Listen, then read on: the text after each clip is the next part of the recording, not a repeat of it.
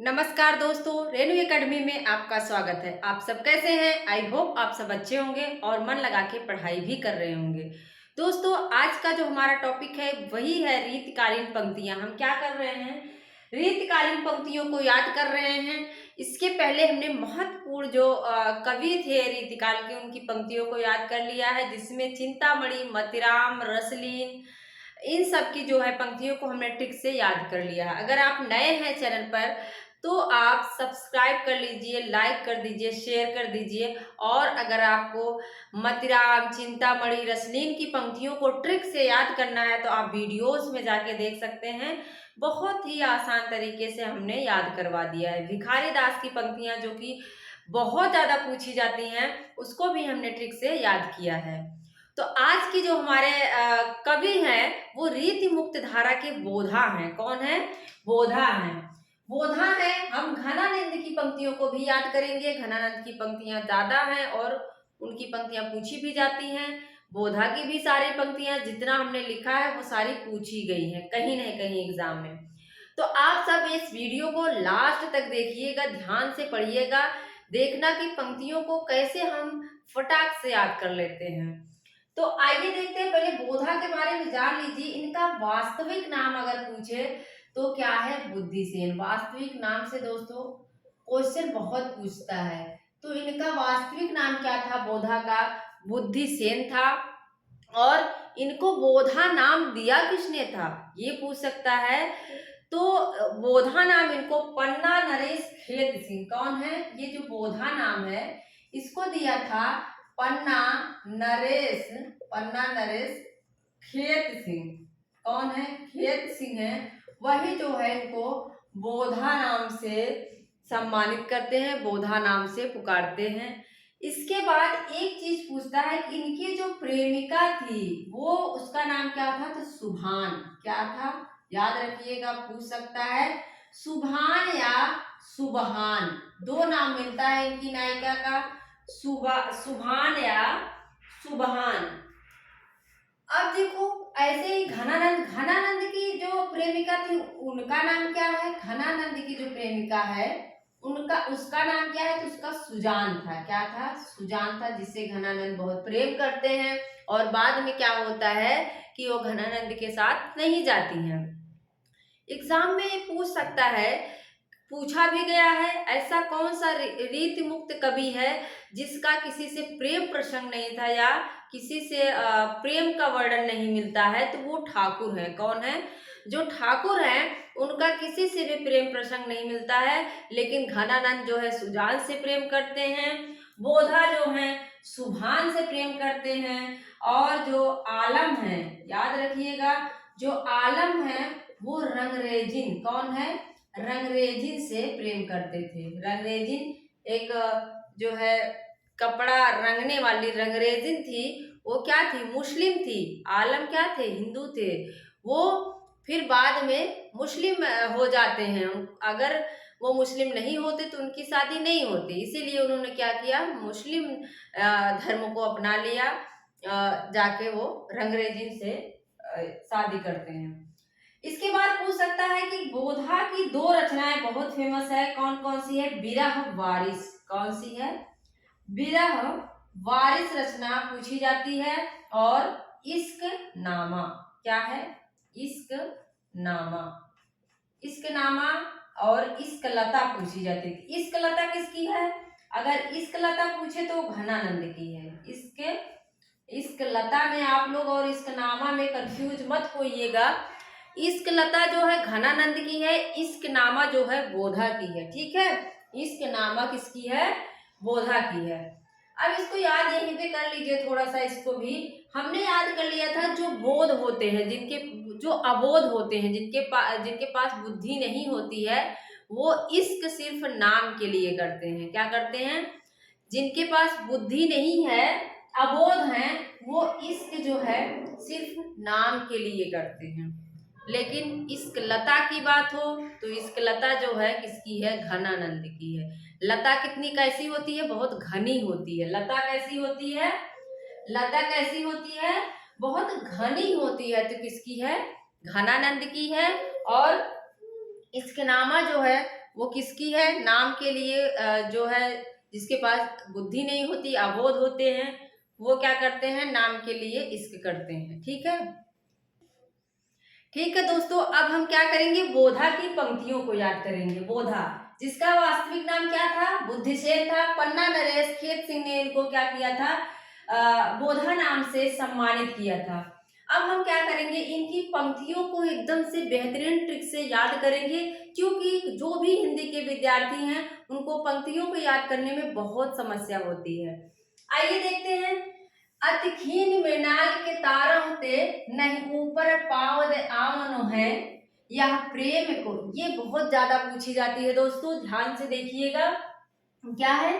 यह प्रेम को पंथ कराल महा, तरवार की धार पे धावनो है। कभी कभी दोनों लाइन देता है, कभी कभी सिर्फ एक ही लाइन देके पूछ लेता है कि यह प्रेम के पंथ कराल महा, तरवार की धार पे धावनो है। मतलब ये जो प्रेम है ये कैसा है? जैसे तलवार की धार होती है उस पे चलने के बराबर है, इनका कहना है। तो इसको याद कैसे रखें?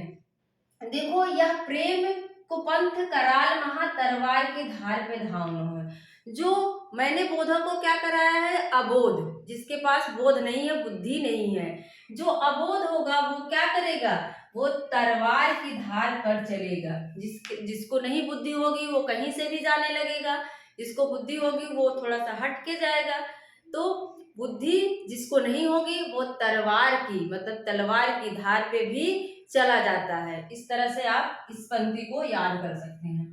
दूसरी पंक्ति है, दूसरी पंक्ति में इनकी जो प्रेमिका थी उसका ही नाम आ गया है, तो आप लोग यहाँ से गेस कर लेंगे कि सुभान प्रेमिका किसकी थी? तो वो बोधा की थी, और बोधा की ये पंक्ति है। एक सुभान के आनन पे कुर्बान जहां लगी रूप जहां को, जान मिले तो जहान मिले, नहीं जान मिले तो जहान कहाँ। अब देखो इसको कैसे याद रखेंगे? एक सुभान को आनन पे कुर्बान जहां लाग रूप जहां को, जान मिले तो जहान मिले, नहीं जान मिले तो जहान कहाँ। अब देखो, जो अबोध होगा जिसके पास बुद्धि नहीं है वो क्या करेगा?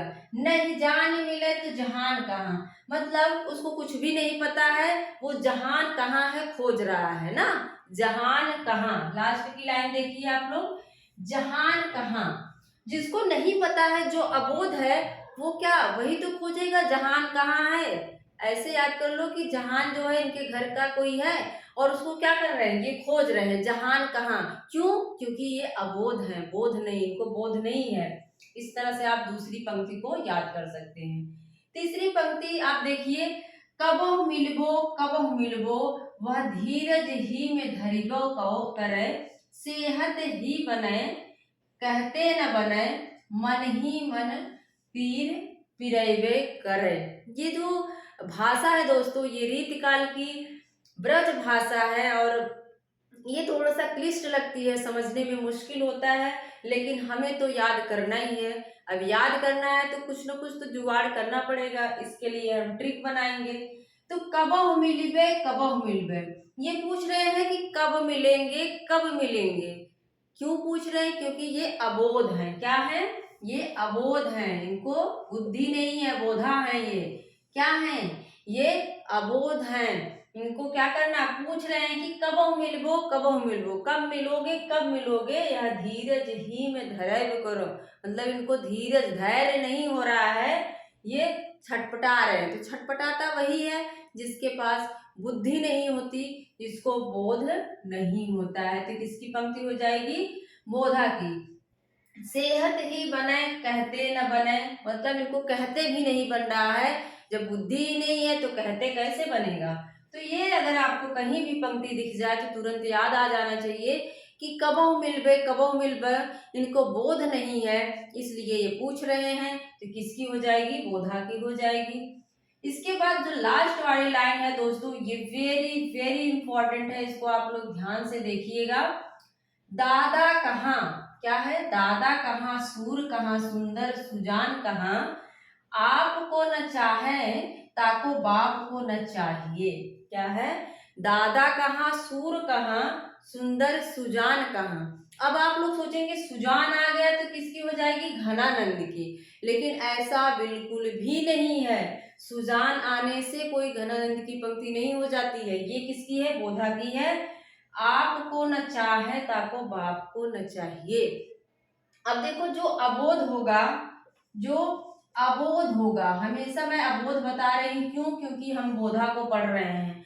तो जो अबोध होगा वही क्या करेगा, दादा को भी नहीं चाहेगा, वही बाप को भी नहीं चाहेगा, बाप को क्या करेगा, छोड़ देगा ना। कुछ लोग होते हैं कि जो है लास्ट समय पे क्या करते हैं, माँ बाप को छोड़ देते हैं। क्यों, क्योंकि उनके पास बुद्धि नहीं होती, ज्ञान नहीं होता है। तो वहीं से हमारी ट्रिक है कि दादा कहाँ, इनको बुद्धि नहीं है, अबोध है, और ये दादा को भी छोड़ देते हैं, दादा कहाँ, और बाप को भी छोड़ देते हैं। क्यों, क्योंकि ये अबोध है।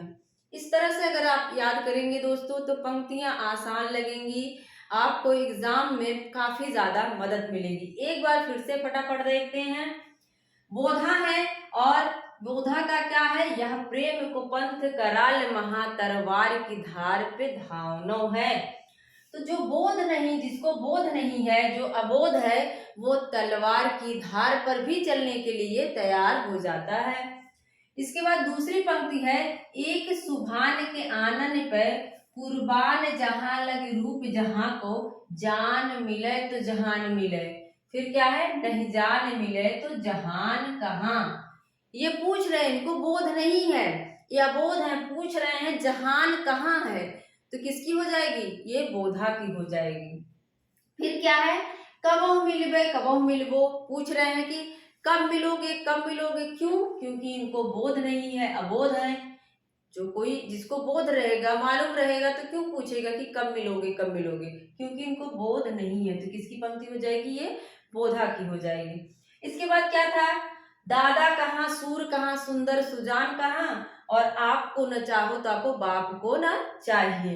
तो जो अबोध होते हैं दोस्तों, जिनके पास ज्ञान नहीं होता, बुद्धि नहीं होती, वो दादा को भी छोड़ देते हैं और बाप को भी छोड़ देते हैं, बाप को भी ना चाहिए, बाप को भी वो नहीं चाहते हैं।